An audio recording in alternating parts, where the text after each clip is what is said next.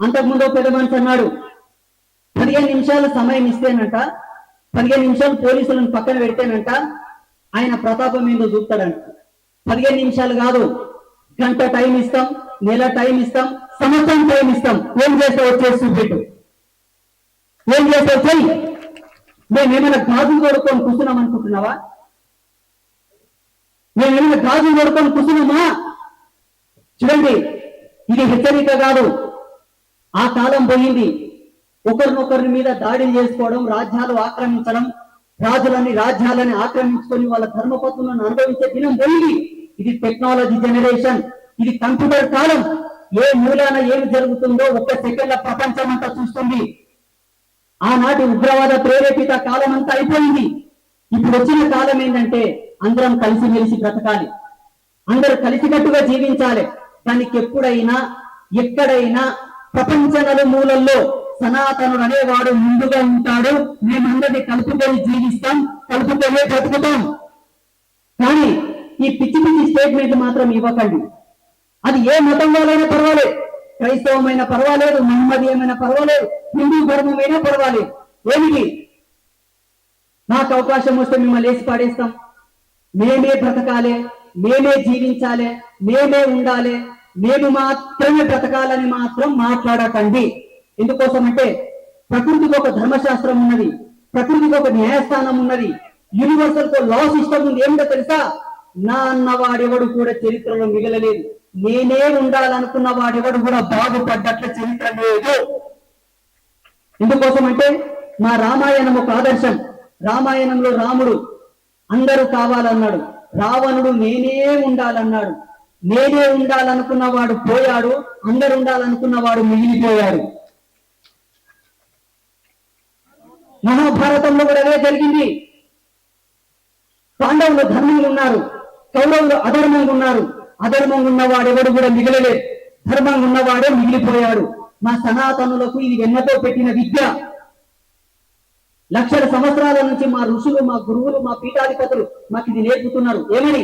చూడప్ప, అందరినీ కలుపుకొని బతుకు, అందరితో కలిసి జీవించు, అదే ధర్మం, అదే గెలుస్తుంది. అందుకే వేద శాస్త్రాల్లో చెప్పారు, ధర్మో రక్షతి రక్షిత, కేనో ధర్మ అని ప్రశ్న వేసింది ఉపనిషత్తు.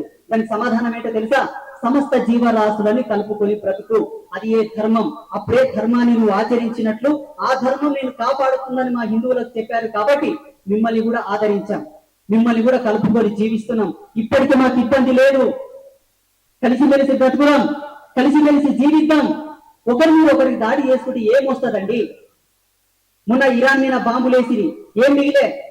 కూలిపోయిన భవంతులు, శవాలు, తల్లిదండ్రులను కోల్పోయిన పిల్లలు, పిల్లల్ని కోల్పోయిన తల్లిదండ్రులు, తినమంటే తిండి లేదు, కడగమంటే బట్ట లేదు. ఇన్నాళ్ళు జీవించి, ఇంత కష్టపడి జీవించి, ఇంత మంచిగా జీవించి చివరికి బాంబు వేసుకోవడానికే మానవ జాతి యొక్క వికాసం. ఇంత మంచిగా బ్రతికి ఒకరినొకరిని చంపుకోవడానికే మన ఈ టెక్నాలజీ, ఈ డెవలప్మెంట్. అరే, యుద్ధం చేయవలసి వస్తే ప్రపంచం అంతా కలిసి, ఈ భూగోళం అంతా కలిసి వేరే భూమి మీద యుద్ధం చేయలే, వేరే గ్రహాల మీద దాడి చేయలే. కానీ ఈ భూమిలో బ్రతికిన మనము, ఈ భూగ్రహంలో జీవించే మనమంతా కొట్లాడితే ఏమొస్తుంది? ఏముంటది? పోనీ వాస్తవం చెప్తున్నా, అమ్మతోడు భూదేవి సాక్షి, సూర్యకి ఎల్లమ్మ తల్లి సాక్షిగా చెప్తున్నా, మన హిందూ ధర్మశాస్త్రంలో ఎక్కడ కూడా లేదు మనమే బ్రతకాలి, మనమే జీవించాలి, మనం మాత్రం ఉండాలని ఎక్కడ లేదు, వాస్తవంగా లేదు. సత్య ప్రమాణ సాక్షిగా, సత్య సనాతన ధర్మ సాక్షిగా ఎక్కడ లేదు. కానీ కొన్ని మతాలు అంటే ఏమంటాయో తెలుసా? మా దేవుడే సత్యం, మా గ్రంథమే సత్యం, మేమే ఉండాలి, ప్రపంచంలో మేం మాత్రమే ఉండాలి. సరే, ఉంటావు, బాగుంది. మీ దేవుడే సత్యమై, మీ గ్రంథమే సత్యమైతే మళ్ళీ మీ దేవునికి ఏమైనా బుద్ధి లేకుండా మమ్మల్ని ఎందుకు పుట్టించిండు? మిమ్మల్ని పుట్టించి అయిపోతుంది కదా ప్రపంచం అంతా మీరంతా అయిపోతుంది కదా. మళ్ళీ మీ దేవుడు ఏమైనా కలుదాయి మమ్మల్ని పుట్టించిందా, కాడువాయి మమ్మల్ని పుట్టించిందా? It's my question. ఎవరైనా ఆన్సర్ ఇస్తారా? సరే, అప్పుడు మీరు పుట్టిండ్రు, బాగుంది, మీ దేవుడు మిమ్మల్ని పుట్టించిండు, మళ్ళీ మమ్మల్ని ఎందుకు పుట్టించిండప్పా? భారతదేశాన్ని ఎందుకు సృష్టించాడు? ఈ భారతదేశంలో గంగా నది ఎప్పుడు పుట్టిందో మానవుని యొక్క విజ్ఞానానికి తెలియదు. కైలాస పర్వతం ఎప్పుడు ఏర్పడిందో ఎవరు తెలియదు. ఈ దేశంలో ఎన్నో ఆలయాలు ఇంకా మిస్టరీగా మిగిలిపోయాయి. వాటి మీద రీసెర్చ్ చేయడానికి ఇప్పుడున్న సాంకేతిక పరికరాల యొక్క వయసు సరిపోవట్లేదు. మరి ఇవన్నీ ఎక్కడి నుంచి వచ్చినాయి? ఇవన్నీ ఎవరు సృష్టించాడు? ఇవి సృష్టించేటప్పుడు మీ దేవుడు ఏం పనిచేసాడు? ఏమిటి వితండవాదం? ఏమిటి మూర్ఖత్వం? మా ధర్మం మా ధర్మం ఏం చెప్పిందో తెలుసా? సనాతన ధర్మం స్వేచ్ఛ, సనాతన ధర్మం స్వతంత్రత.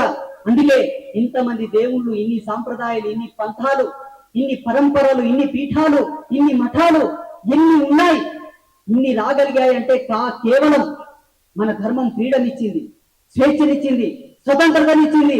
స్వతంత్రనిస్తూనే పటిష్టమైనటువంటి ధర్మాన్ని కూడా చెప్పింది మన సనాతన ధర్మం. ప్రపంచానికి కావాల్సినటువంటి ధర్మం ఇది, ప్రపంచానికి కావాల్సినటువంటి సాంప్రదాయం. తప్ప నేనే ఉండాలన్న వాడు ఎప్పటికైనా ప్రమాదమే. ఎవరికి? వానికి వాడే ప్రమాదం. సింహం అనుకున్నదంట, నా కడుపులో పుట్టిన పిల్లలు తింటే అయ్యపోతుంది కదా, నా ఆకలి బాధ తీస్తుంది అనుకున్నదంట. అన్నిటి తినేసిందంట. చివరికి తిందామంటే ఎవరు లేరట. నా చెయ్యి నేను తింటే బాగుంటది కదా అన్న అంటే చెయ్యి తిన్నదంట. నా కాలు నేను తింటే బాగుంటది కానీ కాలు తిన్నదంట. అన్ని తిన్నదంట. చివరికి తన గొంతు తానే నిములుకొని తిని చచ్చిపోయిందంట. ఇతర మతాల పరిస్థితి కూడా గంతే, వేరే మతాల పరిస్థితి గంతే. ఏమిటో తెలుసా? పోనీ పాకిస్తాన్ లో కూడా మొత్తం మీ మతమే ఉందప్ప, మా వాళ్ళు లేరు. మళ్ళీ ఆడ చల్లగా మీరు బ్రతకొచ్చు కదా, ఎందుకు ఆకలి కేకలు, ఎందుకు గొడవలు, ఎందుకు పంచాయతీలు? పక్కనే ఉన్న బంగ్లాదేశ్ లో కూడా మీరే ఉన్నారప్ప, మళ్ళీ ఎందుకు గొడవలు, ఎందుకు పంచాయతీలు? అటు పక్క ఉన్నటువంటి ఇంకా కొన్ని దేశాలలో క్రైస్తవం ఎక్కువ ఉన్నది, అక్కడ కూడా సుఖం లేదు, అక్కడ కూడా శాంతి లేదు. చూడండి, ఈ దేశంలో హిందువు అనేవాడు ఉన్నంత వరకే మీరు చల్లగా ఉంటారు. ఈ దేశంలో సనాతనుడు అనేవారు ఉన్నంత వరకే మీరు హ్యాపీగా ఉంటారు. ఇది మీ మనస్సాక్షి మీద మీరు చేసుకొని గర్వించవలసిన విషయం. ఒక వ్యక్తి అంటాడు, ఏమన్నాడో తెలుసా? కొన్ని రోజుల తర్వాత మాకంటూ పవర్ వస్తే, మాకంటూ అధికారం వస్తే ఈ దేశంలో ప్రధానమంత్రి స్థానంలో, ప్రధానమంత్రి సీట్లో బురకా వేసుకునే మహిళను కూర్చోబెడతామని అన్నాడు. ఎందుకన్నాడో తెలియదు, కాడువాడు అన్నాడో తెలియదు. చూడండి, బంగ్లాదేశ్ లో కూడా బురకా వేసుకునే మహిళనే ప్రధానమంత్రి స్థానంలో ఉండే షేక్ హసీనా. ఆమె పరిస్థితి ఏమాయ్? తరిమించి కొట్టిరి. ఎవరు కొట్టే? హిందువులు కొట్టిండ్రా, ఆర్ఎస్ఎస్ వాళ్ళు కొట్టిండ్రా, విశ్వ హిందూ పరిషత్ వాళ్ళు కొట్టిండ్రా, బీజేపీ వాళ్ళు కొట్టిండ్రా, బజరంగ దళ్ వాళ్ళు కొట్టిండ్రా? పోనీ కాంగ్రెస్ వాళ్ళు కొట్టే, టిఆర్ఎస్ పార్టీ వాళ్ళు కొట్టే, అక్కడ హిందువులే లేరు కదా. పోనీ ఈ దేశంలో మాకు అధికారం వస్తే ఒక ముస్లిం మత పెద్దని ప్రధానమంత్రిని చేస్తాం అనుకుంటారేమో. పాకిస్తాన్ లో కూడా ఒక ముస్లిం మత పెద్దని అధికారంలో ఉండే ఇమ్రాన్ ఖాన్. అతని పరిస్థితి ఏమే? అతను ఉరికించి కొట్టిరి. ఎవరు కొట్టిరి? ఎందుకు కొట్టిరి? ఏ కారణంతో కొట్టిరి? భారతదేశానికి స్వతంత్రం వచ్చినప్పటి ఇప్పటి వరకు ఎందరో ప్రధానమంత్రులు మారిపోయి, ఎందరో రాష్ట్రపతులు మారిపోయి, ఒక్కరికన్నా స్థితి పట్టిందా? మనం చేశామా? ఇది అందరూ ఆలోచించాల్సిన విషయం. ఎందుకో తెలుసా? మీరు ఈ దేశంలో ఉన్నారంటే అది కేవలం హిందువుల యొక్క చలువ, హిందువుల యొక్క ప్రేమ, హిందువుల యొక్క ఐక్యమత్యం, హిందువుల యొక్క ఆదరణ.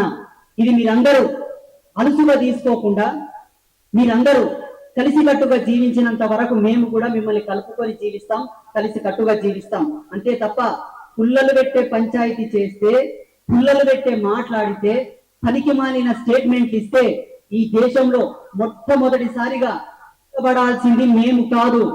ప్రతి మహిళ ఒక దుర్గలాగా, ఒక కాళీలాగా ఆయుధం పట్టుకొని ముందొచ్చి నిలబడతారు. బాగా గుర్తు పెట్టుకోండి.